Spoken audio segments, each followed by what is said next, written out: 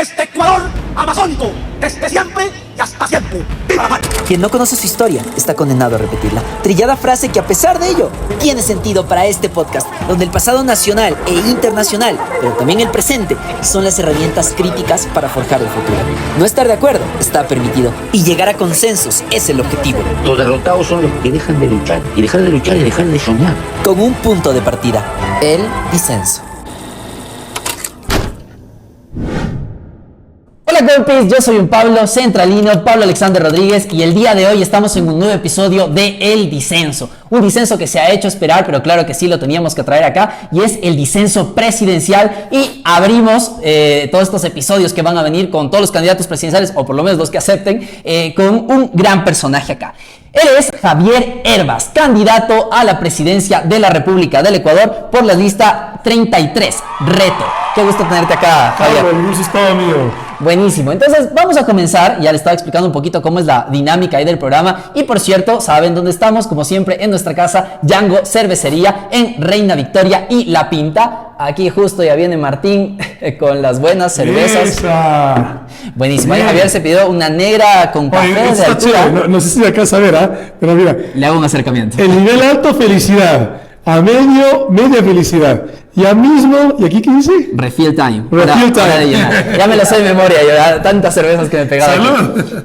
Salud. Pues bueno, ya saben que Django Cervecería abre desde los martes hasta los sábados, y pues abre a partir de las 4:30 y tienen un horario extendido los sábados hasta un poquito más tarde. Así que Qué pueden rica venir la acá a cerveza. Django Cervecería. Es Es muy de bueno, café, yo también deliciosa. voy a pegarme mi sorbitón. Yo siempre le digo que me sorprenda. No, nunca elijo. Digo, sorpréndame con que no tenga piña porque soy alérgico. Estamos bien.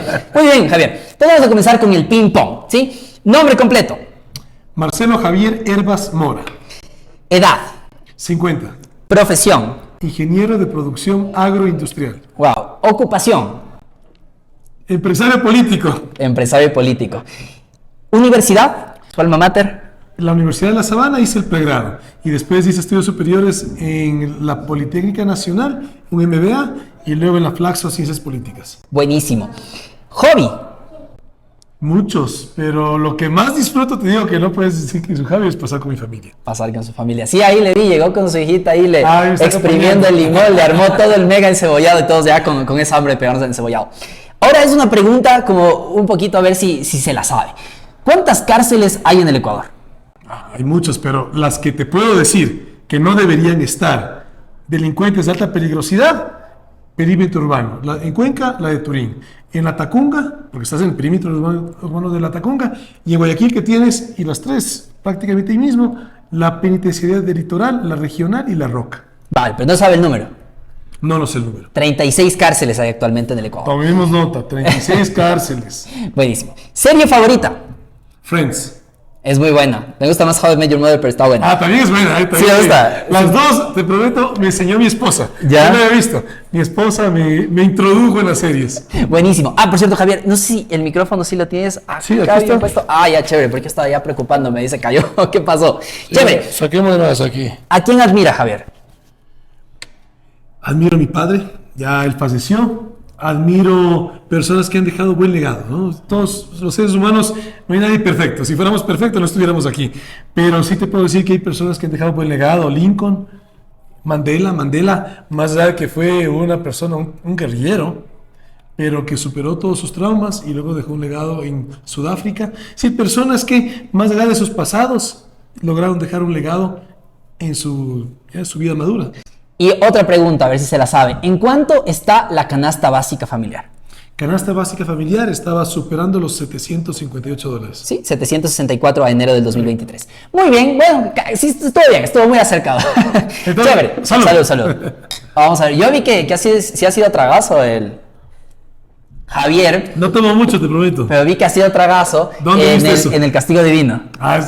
El Luis Eduardo Vivar es el que me hizo tomar mucho. Claro, él también gana a todos, ¿no? Pero vi que también has dado aguante, porque usted también era el que le decía, a ver, dale, otra. Muy bien. Ahora sí vamos a esta parte que es el contexto. Y es un poquito saber todo lo que ha estado pasando, que nos ha llevado, digamos, al momento actual donde tenemos nuevamente a Javier Herbas como candidato a la presidencia de la República. Nuevamente está en esta lid electoral, Javier. ¿Qué te llevó a querer participar nuevamente? Bueno, desde que me involucro en la política asumí una responsabilidad y esa responsabilidad la mantengo vigente. Fui candidato el 2021, te puedo decir que yo en mi pensamiento político sigo siendo el mismo. El que sí cambió es el Ecuador. El Ecuador actual es un deterioro muy grave y grande al Ecuador del 2021. Entonces, en ese mirar y sentir ese deterioro, el no resignarme a seguir siendo espectador, sino participar. En estas elecciones anticipadas por un gobierno atípico, porque es un gobierno corto y de transición, Muy corto. intenté hacer un frente de partidos para poder participar, lamentablemente no se dio y parecía que no iba a poder participar. Y luego con Reto Lista 33 que me da esa oportunidad y yo le escojo a mi binomio, una mujer excepcional, te hablo de Luz Marina Vega, una mujer líder indígena quichua con una historia de vida activista desde los 13 años, formada en un país, o sea, en una mentalidad de un país en unidad. Y en función de eso, hoy en día, asumiendo el reto. Buenísimo. ¿Y qué pasó con la Izquierda Democrática? Lamentablemente, regresó a lo que era antes de que yo participe. A mí me escogen como candidato a la presidencia de la República el mismo día que me conoce. Yo no conocía a nadie en la directiva de Izquierda Democrática. Y hoy en día, tristemente, yo me desafilié del partido. Me afilié posterior a las elecciones y me desafilié prácticamente un año y medio después, porque no me presto que me utilicen. Y la gota que derramó el vaso fue que decidieron irse en contra de sus propios estatutos, postergándose, prorrogándose las directivas en lugar de convocar elecciones. Sintió que le estaban utilizando. ¿Quién le estaba utilizando? No es un tema de personas, es un tema de que yo no me meto en la política para estar ni juzgando, ni criticando, ni defendiendo a ningún político. Pero sí me meto en la política por el Ecuador y no me dejo utilizar por nadie. ¿Cómo llegó al partido Reto? Le conocí a Eduardo Sánchez, que es el presidente del partido, ahorita candidato también en la Asamblea Nacional, y conversando llegamos a una unión de pensamiento. Reto es un partido de centro. Yo sí me considero socialdemócrata, que es un pensamiento de centro izquierda. Y en función de las conversaciones que tuvimos, la oportunidad, porque te digo, servir a tu país es una oportunidad. Y la política es eso, es servir a tu país. Usted justo estaba comentando que, digamos, la Izquierda Democrática le falló, digamos, a sus principios, ¿no es cierto? Y regresó a ese pasado. No le falló a mí, le falló al país, se falló a sí misma. Y te digo una cosa, una militancia súper linda. Mujeres y hombres como militancia espectacular. Lamentablemente una dirigencia que perdió rumbo. Y eso al final, digamos, se vio reflejado también en las votaciones que tenían en la Asamblea Nacional, porque veíamos que muchas veces la Izquierda Democrática estaba votando ahí con el gobierno nacional, con el gobierno de Guillermo Lasso, que al final nos terminó en la debacle en la que estábamos. E incluso muchos le iban a salvar de parte de Izquierda Democrática a Lasso precisamente en el juicio político. ¿Cuál era su posición en tema del juicio político? Lo que te puedo decir es que, a ver, ¿qué es la muerte cruzada? La muerte cruzada es la renuncia de un presidente llevándose por medio de la Asamblea. El juicio político tenía que haber sido eso, que él se defienda, un juicio político. Evidentemente eso no se dio y por salvar su pellejo, miren el deterioro que estamos 18 millones de personas. Pero su posición como Javier Herbas era que se tenía que ir Lasso. Es que no se trata de que yo no soy asambleísta, se trata de que la Asamblea lo juzgue y mi posición es que se cumpla la norma. Ante una convocatoria de un juicio político de parte de la Asamblea, eso tenía que haber trascendido en una sentencia. Y luego ya cuando parecía que tenían los votos para destituirlo, ¿qué decide? Disolver la Asamblea. Entonces, ¿para qué es el juicio político? Convierten la institucionalidad de nuestro país prácticamente en un show. Pero si usted hubiera sido asambleísta, ¿hubiera votado por la destitución? Por supuesto. Ok, esa era la pregunta en concreto. Buenísimo. Ahora, toda esta, digamos, pelea con Lasso, ¿cuál es su impresión sobre...? Permíteme te digo algo. Por supuesto, ¿por qué? Porque gracias a los comunicadores, gracias a personas que hacen la labor que tú estás haciendo, que es llegar a la audiencia, llegar a comunicar, pudimos los ecuatorianos saber los eventos de corrupción del actual gobierno. Evidentemente es una responsabilidad, una corresponsabilidad cuando tienes miembros de tu familia involucrados. Evidentemente. Y usted también apoyó a ese gobierno, digamos, en las elecciones. Yo recuerdo... Yo nunca apoyé, Pablo. Lo que sí es que yo confié. O sea, yo nunca hice campaña por el actual presidente. Yo lo que hice fue de manera transparente decirlo a mis hermanas y hermanos ecuatorianos, porque yo sí pienso que sí puede haber una política transparente. Y eso yo lo abandero. De manera transparente yo compartí como yo iba a votar en segunda vuelta. Porque te puedo decir que en democracia los ciudadanos nos podemos equivocar y así también rectificar en las siguientes elecciones. Pero en segunda vuelta había dos opciones. La una expectativa, y la otra, la vivencia y experiencia de los ecuatorianos por más de 10 años. Y yo no quisiera regresar a eso. Ok, claro, evidentemente cuando uno es, digamos, no es lo mismo que cualquier persona salga diciendo, oiga, ¿sabe qué? Yo en la segunda vuelta voy a votar por Lazo, a que evidentemente un candidato presidencial que tuvo un voto muy grande, o sea, no fue un voto para nada despreciable. Yo sí preveí, desde el momento que yo le veía haciendo campaña y todo, dije, va a crecer, y de hecho yo decía, el chimbador puede estar siendo Lazo en realidad, porque muchas veces decían usted el chimbador, ¿no? Y al final terminó casi siendo Lazo, porque al final por el voto útil es que termina, digamos, con las justas rebasándole a Yaco, pero usted estuvo muy cerca. Entonces, claro, hay una responsabilidad detrás de que tal vez no es que se endosa directamente los votos, pero ese 1.600.000 me parece Pero votos yo que siempre sacó. lo dije, Pablo, yo soy dueño de un solo voto, del mío. Y yo lo dije transparentemente por quién iba a votar. Jamás hice campaña, jamás apoyé esa candidatura, porque ¿qué significa que tú como político apoyes a alguien? Que tú salgas a pedir el voto, pues, de esa persona. Yo jamás pedí el voto por él. Bueno, como digo, otra cosa es que sea una personalidad pública y al final termina generando que la gente haya votado obviamente por esa persona. Pero bueno, igualmente todo eso es respetable. Ahora, estaban de amigues, digamos, al inicio, pero luego de eso hubo un rompimiento, ¿no? Y ese rompimiento luego salió diciendo en medios Guillermo Lasso que había pedido que le perdonen impuestos y un montón de ciertas cosas que nunca puso la denuncia, ¿no? Ni hubo una amistad, ni tampoco hubo un rompimiento. De hecho, yo le mandé un mensaje por WhatsApp felicitándole el momento que fue electo y nunca conversé con él. O sea, nunca hubo una cercanía, una amistad. Él me llama a mí y él me va a visitar a mi fábrica. Él va a visitarme a mí. Y básicamente lo que conversamos, lo primero que le dije es, yo no soy asambleísta, o sea, yo no tengo ninguna decisión en que pase o no la ley de inversiones, que era lo que en ese momento se estaba debatiendo en la asamblea. De tal manera que yo lo que le sugiero es, si usted quiere que pase la ley de inversiones, incorpore las observaciones que el partido estaba haciendo. Y aquí te quiero dar algunos datos en números. ¿Sabes cuántas páginas tenía la ley de inversiones, que era el tomo 1? Porque era 3 tomos ese proyecto de ley. 36 páginas. ¿Sabes cuánto era el tomo 2, que se llamaba Transformación Digital? 1 página, porque la ley en sí era el tomo 1. Y el tomo 3 eran reformas, solamente reformas, 68 páginas. Ahora lo puntual. La ley tenía 36 páginas. Y no era una ley mala en términos de la ley. ¿Cuál era el problema? Las reformas. Solamente las reformas al Código Monetario y Financiero tenían 38 páginas. Las reformas al Código Monetario y Financiero tenían 2 páginas más que la ley en sí misma. Y explícame, ¿qué tiene que ver una ley de inversiones a reformas al Código Monetario y Financiero? Yo te puedo decir, yo vengo del emprendimiento, de hacer empresa, yo no vengo de familia de empresarios. Este país maravilloso me permitió arrancar desde cero a lo que tengo hoy en día, que doy trabajo prácticamente a 500 personas. Y te puedo decir, en toda esa experiencia de ser industrial, de ser agricultor, de ser transportista, de todas las actividades económicas que yo hago, industrial, agroexportador, no tiene nada que ver una ley de inversiones a reformas al Código Monetario y Financiero. Cuando tú manejas lo público con un interés sectorial, o peor aún personal, deterioras a 18 millones de personas. En el caso de Ecuador. Evidentemente se puso al ratón a cuidar el queso, entonces no se podía esperar algo diferente. Pero digamos, a partir de eso es que entonces él se inventa eso y dice que usted pidió que le perdone impuestos a cambio de que le voten a favor. Nunca le pedí nada. Primero, que no es competencia del presidente. No es que el presidente puede decir, Pablo paga impuestos, Total. Santiago no paga. No puede el presidente decir eso. Ni siquiera es competencia. Lo que te puedo decir es que esas desatinadas y mentirosas, yo lo dije al inicio, el señor miente. Pero esas desatinadas y mentirosas declaraciones, claro que me afectó. Me afectó a mí en lo personal, en lo familiar, en lo empresarial y también en lo público. Pero yo simplemente lo que hice fue confiar en una persona en función de la expectativa. Buenísimo. Ahora, con relación a su candidatura actual, hubo todo un tema ahí, todo un debate, se pusieron muy álgidas las redes sociales cuando hablaban acerca de esa impugnación que le realizaron, ¿no? No una, 3 veces. 3 veces esa impugnación, ¿no? De parte del correísmo, de Marcela Guiñaga, me parece que era la que puso la impugnación como tal, ¿cierto? Revolución Ciudadana. Y mira la incoherencias que tenemos en la política. Yo no guardo ningún resentimiento porque no me dejo distraer de estas cosas, pero sí los hechos. Mientras hacían la primera impugnación, Revolución Ciudadana fue impugnado por el Consejo Nacional Electoral porque no presentaron su programa de gobierno. Y les dieron 48 horas y a la carrera lo presentaron. Tenían el tiempo para impugnar nuestra candidatura, para confrontar, y no tienen el tiempo para pensar al país y presentar el programa de gobierno. Mira qué incoherencias.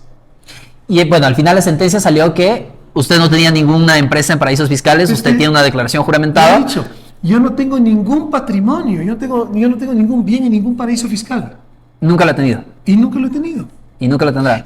Y el punto es, aunque lo haya tenido en el pasado, estamos Ok. hablando de esto, pero no, te clarifico, no No ha tenido tampoco en el bienes pasado. ningún paraíso fiscal. Ok, bueno, suficiente, ya hemos hablado de todo, digamos, ese contexto y ahora queremos ya ir directamente a sus propuestas para el país. Como sabemos, el principal problema que estamos viviendo es el tema de la inseguridad, ¿no? Y eso no quiere decir que sea el único, porque tampoco es un tema aislado, que la inseguridad es solo poner más patrulleros en la calle, poner más policías y todo y se soluciona el tema de la inseguridad. No, hay muchas cosas estructurales que nos han llevado a donde estamos. Y a partir de eso, digamos, alguna de las propuestas, usted ha resumido su plan, le llama el plan SOS, ¿no es cierto? Rescatemos al Ecuador.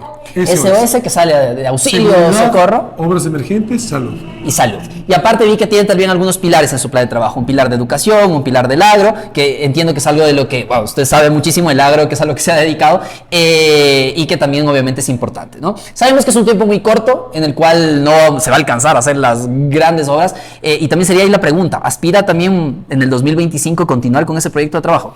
Diego, a mí me preocupa mucho lo que está pasando en el país. Y eso es el presente.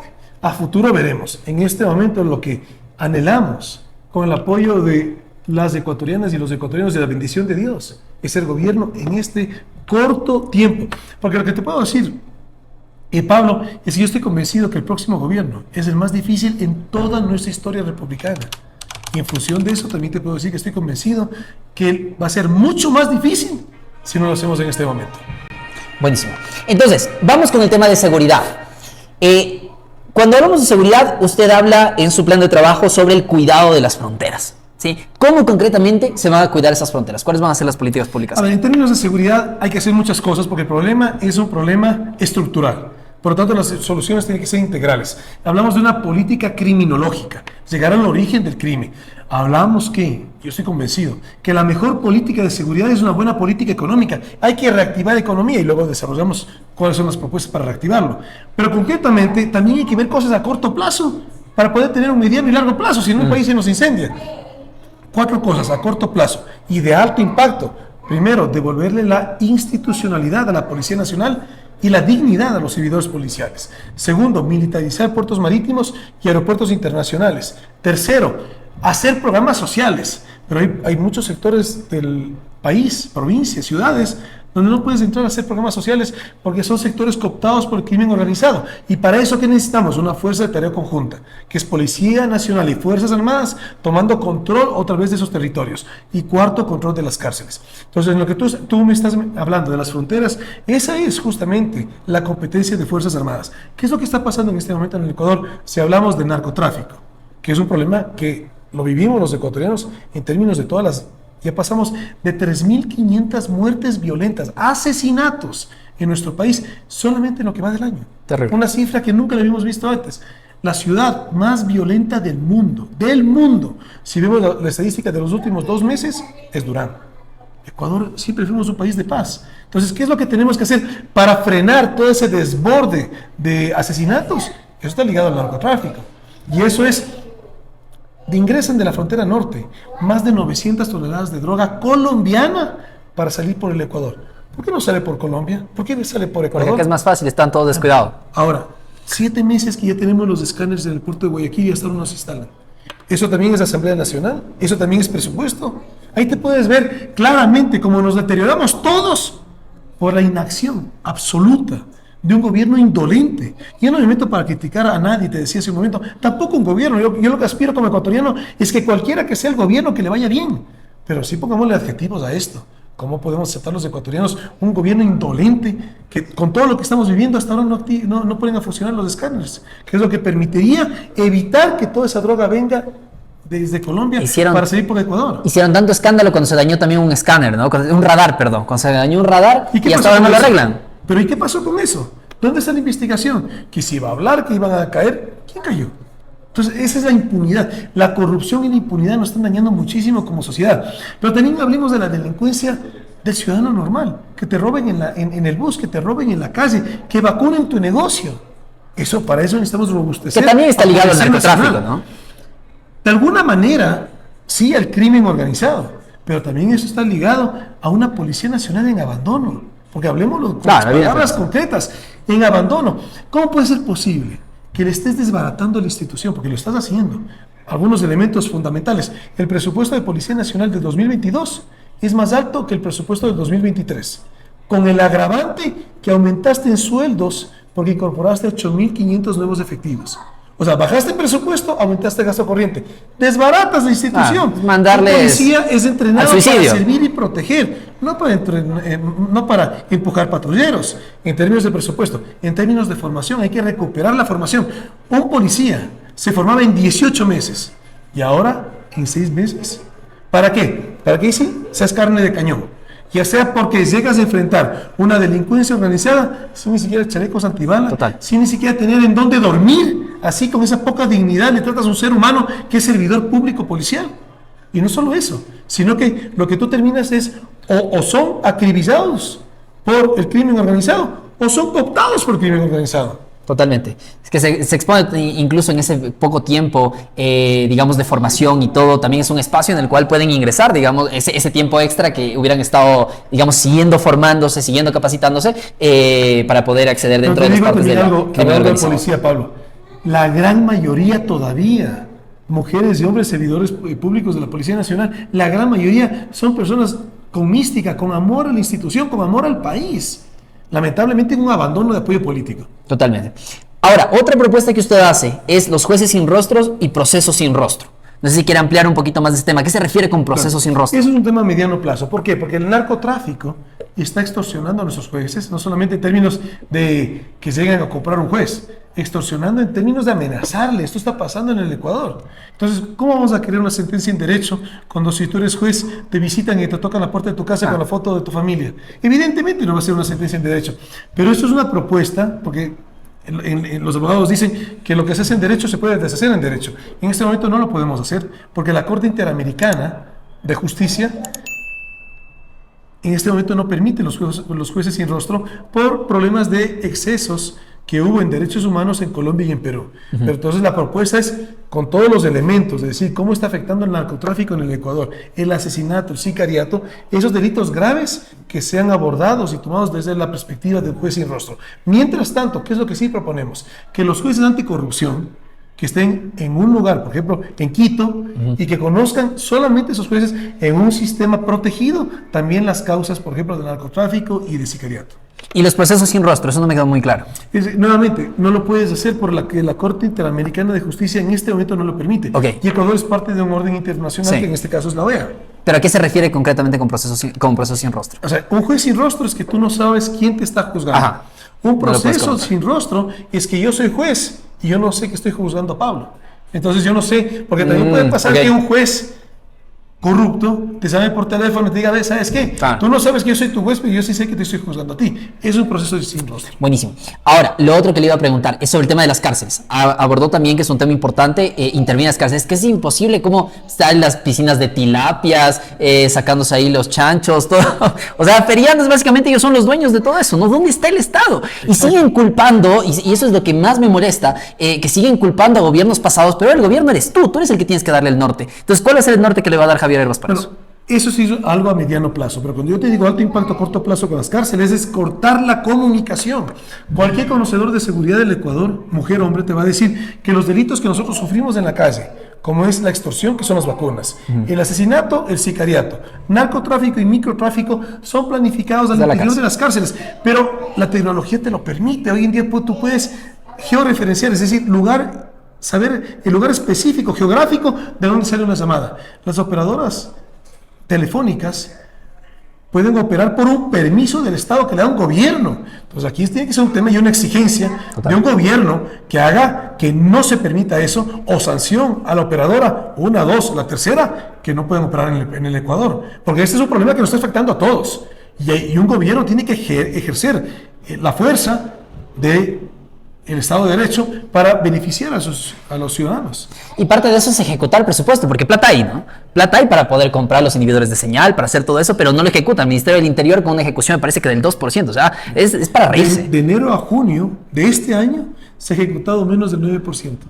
En medio año, menos del 9%. Terrible. Y nos quejamos de que vivimos en inseguridad. Y nos siguen repitiendo la narrativa falsa, y lo puedes ver que es falsa, que no hay dinero, que no se puede hacer nada. Plata hay. Lo que falta es administrarla y ejecutarla. ¿Y cuál sería, digamos, para tener un compromiso, un mínimo que debería ejecutar en el gobierno de Javier Herbas? Que se ejecute el presupuesto, pues. ¿Completo? Es obvio, por supuesto. ¿Al 100%? Claro que sí, que se ejecute bien. Pero también te puedo decir que mientras haya corrupción e impunidad, las mejores ideas no van a trascender. Entonces, y también te puedo decir, yo vengo recorriendo y caminando por todo el Ecuador los últimos 3 años.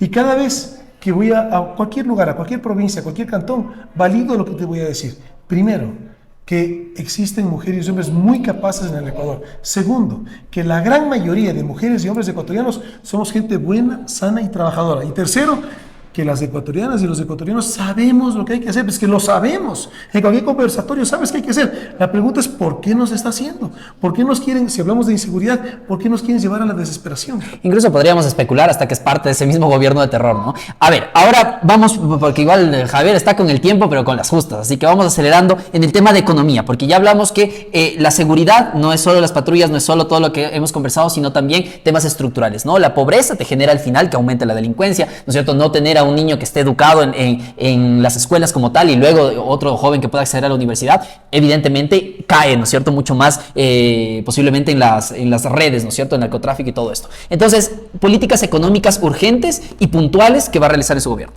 Bueno, primero yo estoy convencido que la mejor política de seguridad es una buena política económica.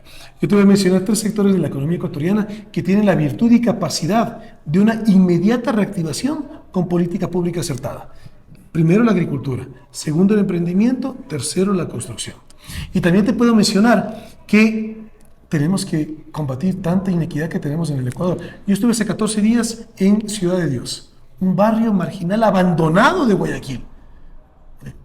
¿Cómo puedes tú tener esa situación?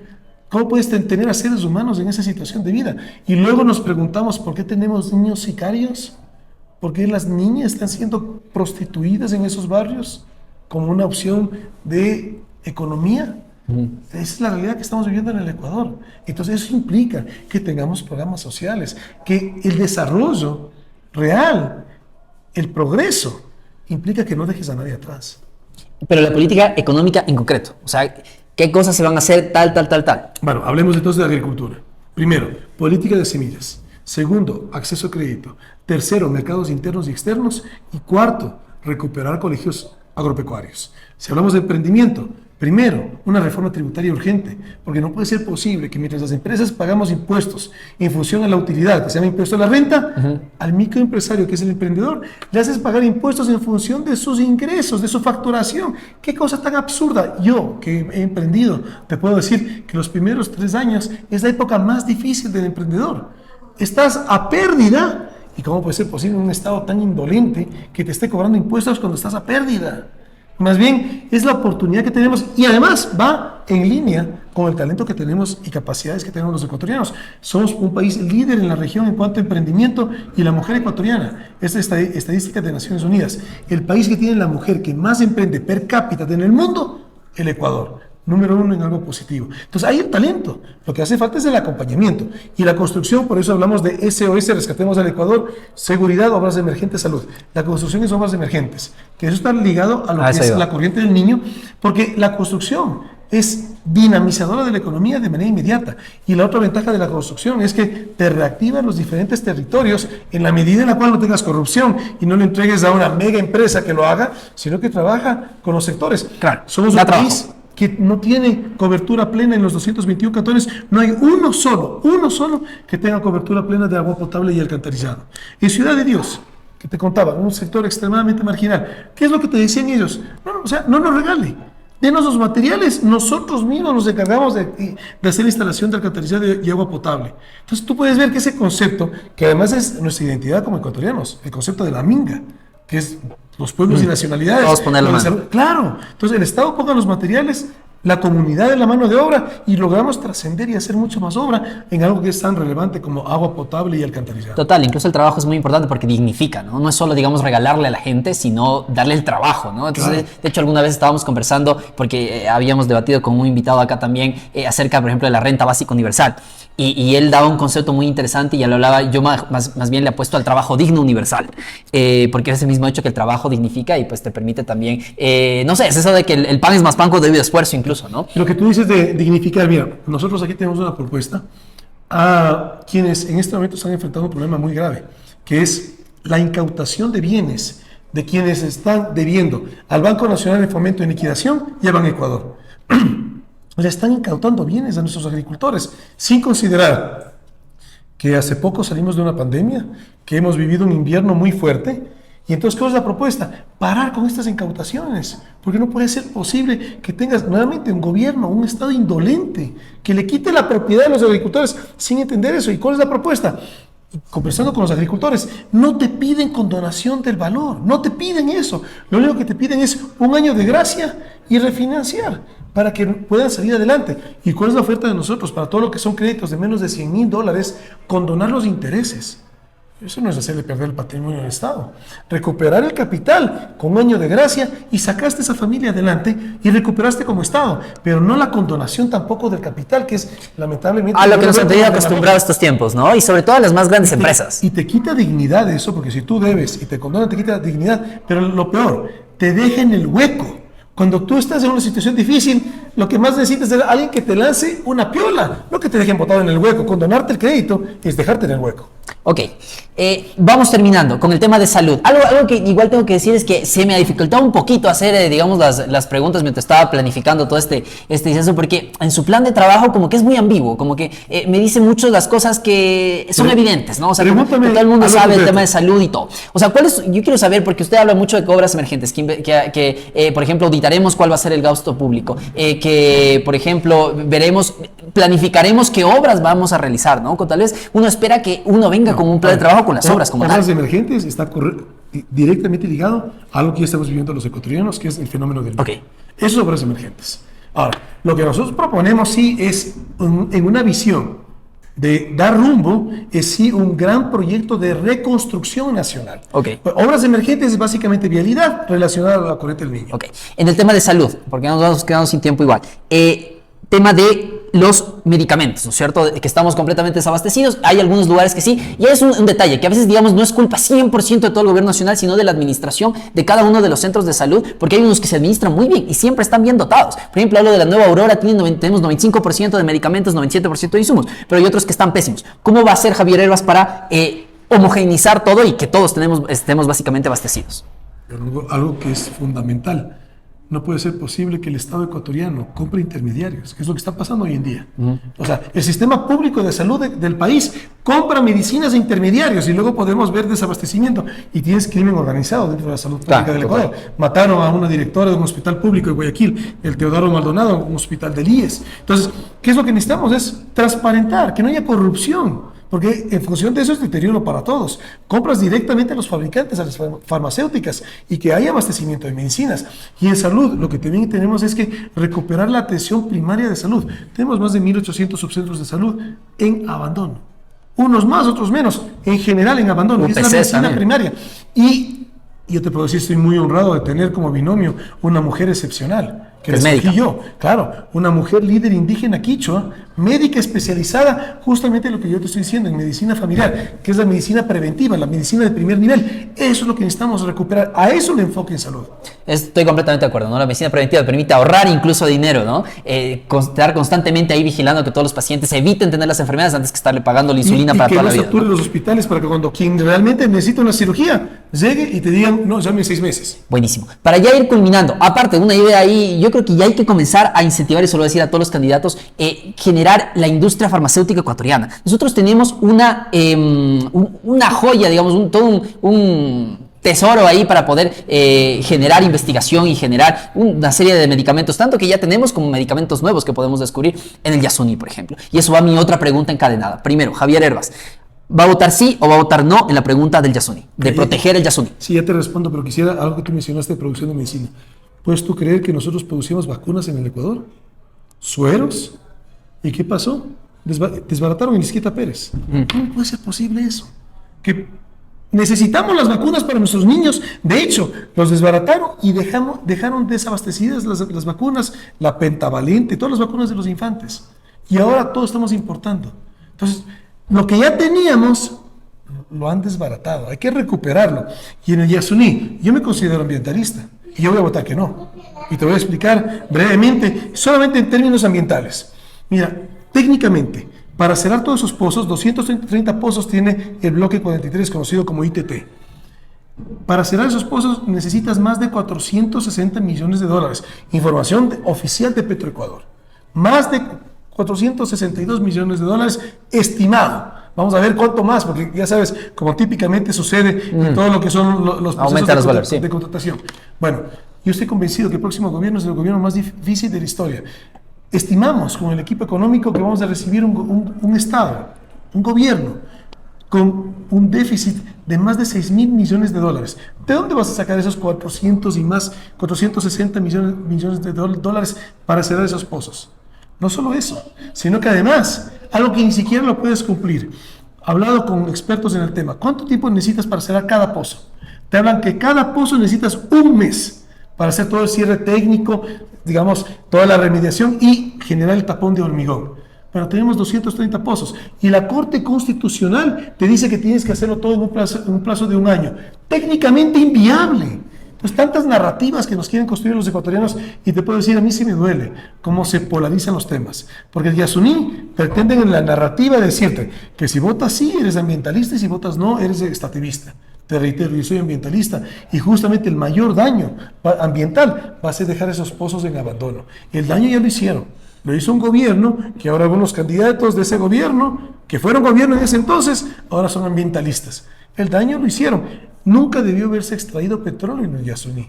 Pero el daño ya está hecho. Cerrarlo en este momento, en esas condiciones, eso va a ser un mayor problema ambiental. Ok, con esto ya vamos a cerrar porque ya estamos ahí apretando con el tiempo. Solo terminamos con el disenso y el consenso al que hemos llegado. ¿Un disenso? Disenso, que se polaricen los temas. Ok, bueno, se dice que yo soy el más polarizador. No por ti, sino que los disenso temas... entre los dos. Licencia entre los dos, que yo no he visto ahorita hasta el momento ninguna... Bueno, señora, te acabas de decir que nuestro plan de gobierno no es que es ambiguo. Yo te puedo decir que justamente tenemos claras todas las propuestas. Evidentemente en un documento como tal, un plan de gobierno, no puedes estar detallándolo, pero por eso estoy aquí para dar la cara y responder cualquier pregunta. Ok, sí, yo creo que se puede ser tal vez un poquito más concreto, pero bueno, en verdad que ha sido...